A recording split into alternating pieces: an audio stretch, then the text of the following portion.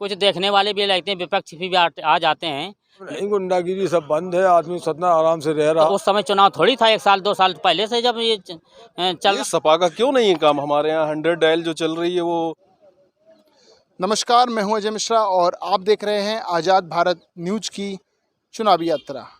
आज हम पहुंचे हैं उरई के रेलवे स्टेशन पर।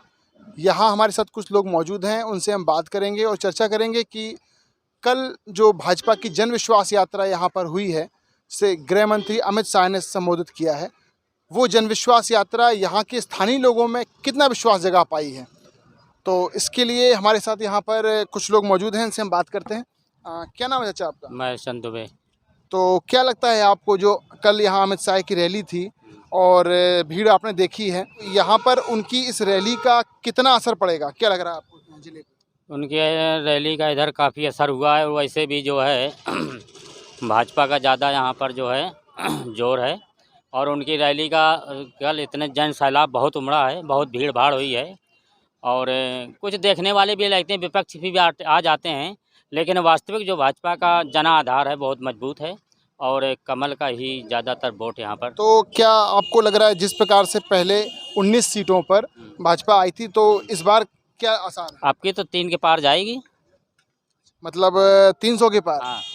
अच्छा, आपसे भी हम बात करेंगे। क्या नाम है आपका? संजीव कुमार।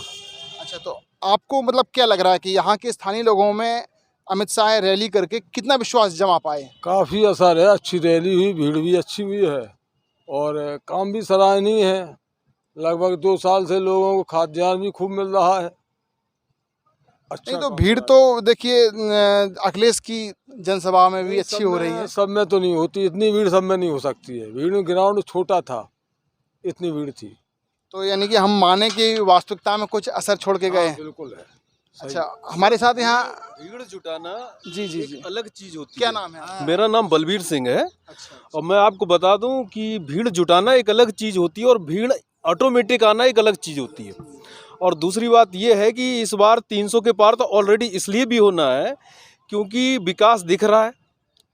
हमारे समाज में इतनी स्थिति खराब थी आज से कुछ साल पहले, तो अब स्थिति वो सुधर रही है धीरे धीरे। और स्थिति सुधरने का कारण ये है कि हमारे योगी जी महाराज और उनकी स्थिति, और शायद 300 के पार तो होनी ही है। और इस बार फिर वही हम कहेंगे कि सबका साथ सबका विकास, और योगी जी अवश्य आएंगे।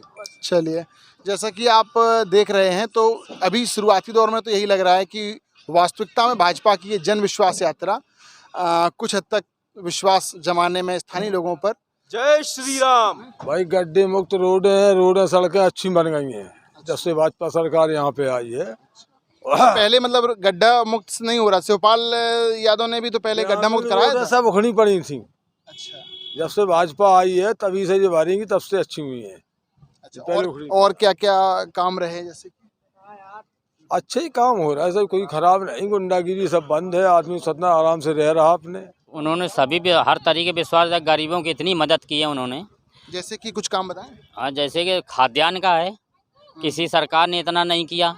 इन्होंने 2-2 महीने में 2-2 बार दिया है। और इस बीमारी के काल में जो चल रहा था उसका लॉकडाउन में भी लोगों को जो है खाने इसको तो विपक्षी बता रहे हैं कि चुनाव नजदीक आने की वजह से ये फ्री खाद्यान्न फ्री कर दिया। नहीं, तो उस समय चुनाव थोड़ी था, 1 साल 2 साल पहले से जब ये चल रहा था। 3 तलाक के बारे में भी कुछ बता दीजिए। अब जैसे 3 तलाक का केस है, हमारे जो मुस्लिम महिलाएं थी उन्हें बड़ा कष्ट था और कहीं ना कहीं हम लोगों को भी बड़ा कष्ट था।